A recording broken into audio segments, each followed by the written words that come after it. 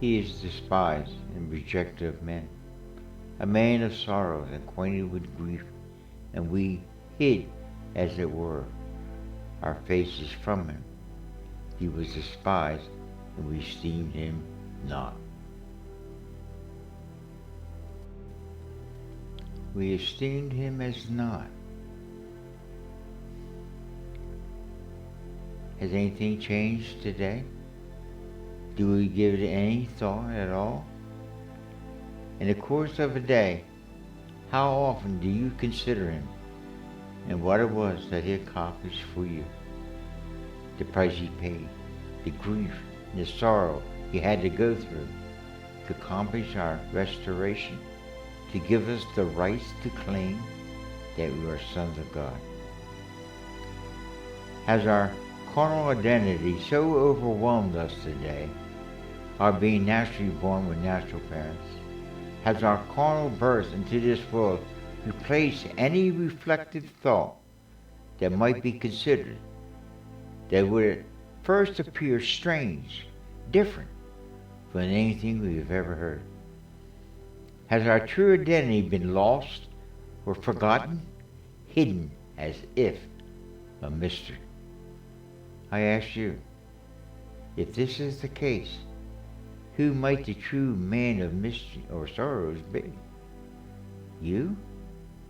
Or might this be the reason why the Isaiah prophecy that said he, Jesus, would be a man of sorrows, acquainted with griefs, the grief of knowing how what he was offering would be totally misunderstood, turning into just another religion along with all the other religions of this world, just another individual dying for a cause that comes and goes, forgotten, replaced by the many divisions we find today. His coming to the knowledge of who he was before his incarnation by his Father and ours, it gave him deep sorrow. And with this wisdom from his Father, an overwhelming sense of grief for those around him, with them not knowing that his Father was their Father, unaware, hidden in this mystery before the foundations of this world, each going with their ideas and opinions of what this man called Jesus accomplished.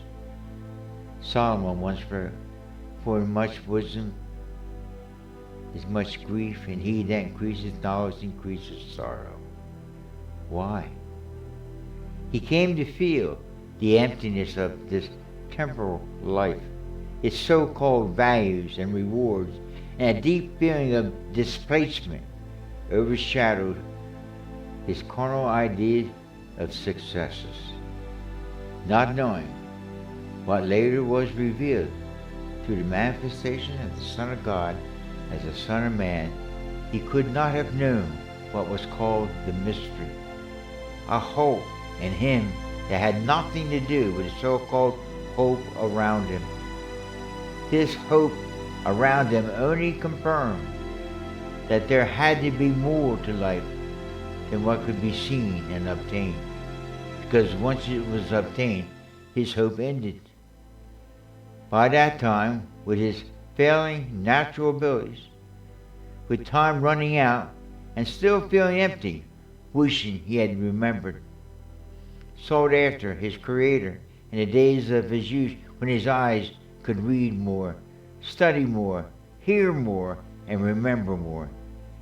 He warned us by saying the following: "Therefore, remove sorrow and anger from your heart, and put away pain from your body, for childhood and the prime of life are fleeting." Remember the Creator in the days of your youth? It was through this he discovered that the reading of books could be endless, and the weariness to his fleshy views of life, leaving him short of something deeper that was held as a mystery to him at that time. He departed this life, not knowing the mystery that we, after the fullness of time, had revealed to us. This mystery of Christ in us, the very same mind that the Son of Man, Jesus, the Son of God, came to reveal to us all, Jew and Gentile.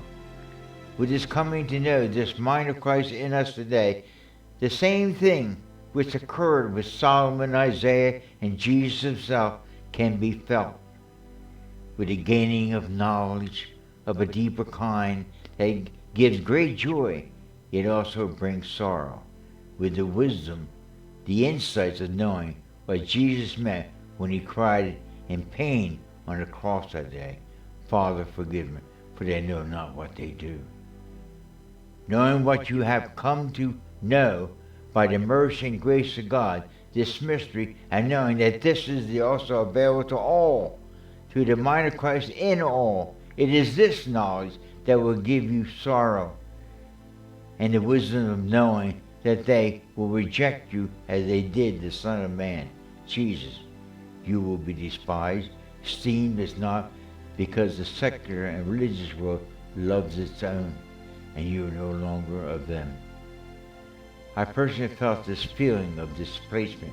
I've never could fit into schools I have attended, or the various professions I've held in this world. Something was always missing. Not until the latter part of my life, of 76 years in this existence, did all that I share above hit me, revealing the sorrow of knowledge and the wisdom that comes over time from our Father, getting us to see the beginning from the end, having everything in between make sense. It is this sense of it all that brings the grief, not so much for myself, but for those still unaware of what I've attempted to share, or are in this same process of waking up to the true meaning of this experience we all were called to go through. It does have meaning, deeper than we could have ever imagined with our carnal minds. All that I and others are attempting to share is only found in this mind of our spirits, wakened by our Father's Spirit, of revealing who our true Father is, and always was, unaware to us for the longest time. I beg of you to consider what this man of sorrows and grief has learned from his Father, and yours. Learn what Jesus, our Lord, came to reveal, your love of your Father with an everlasting love. Embrace him.